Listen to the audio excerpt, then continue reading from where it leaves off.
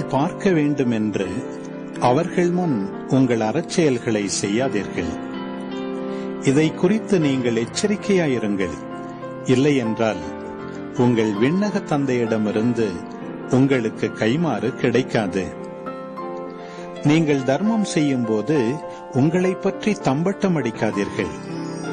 வெளிவேடக்காரர் மக்கள் புகழ வேண்டுமென்று தொழுகை கூடங்களிலும் சந்துகளிலும் நின்று அவ்வாறு செய்வர்.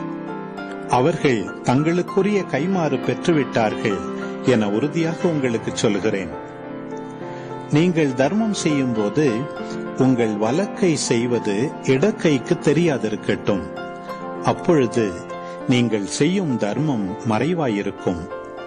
மறைவாய் உள்ளதை காணும் உங்கள் தந்தையும் உங்களுக்கு கைமாறு அளிப்பார். நீங்கள் இறைவனிடம் வேண்டும் பொழுது வெளிவேடக்காரரை போல் இருக்க வேண்டாம்.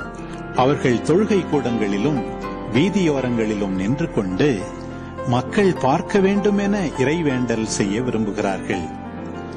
அவர்கள் தங்களுக்குரிய கைமாறு பெற்றுவிட்டார்கள் என உறுதியாக உங்களுக்கு சொல்கிறேன்.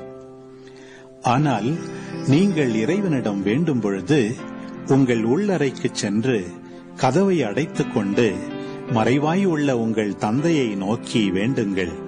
மறைவாய் உள்ளதை காணும் உங்கள் தந்தையும் உங்களுக்கு கைமாறு அளிப்பார். மேலும் நீங்கள் நோன்பு இருக்கும்போது வெளிவேடக்காரரை போல முகவாட்டமாயிருக்க வேண்டாம். தாங்கள் நோன்பு இருப்பதை மக்கள் பார்க்க வேண்டுமென்றே அவர்கள் தங்கள் முகங்களை விகாரப்படுத்திக் கொள்கிறார்கள். அவர்கள் தங்களுக்குரிய கைமாறு பெற்றுவிட்டார்கள் என உறுதியாக உங்களுக்கு சொல்கிறேன்.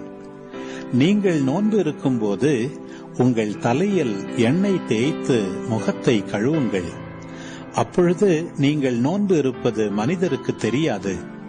மாறாக மறைவாய் இருக்கிற உங்கள் தந்தைக்கு மட்டும் தெரியும். மறைவாய் உள்ளதை காணும் உங்கள் தந்தையும் உங்களுக்கு ஏற்ற கைமாறு அளிப்பார்.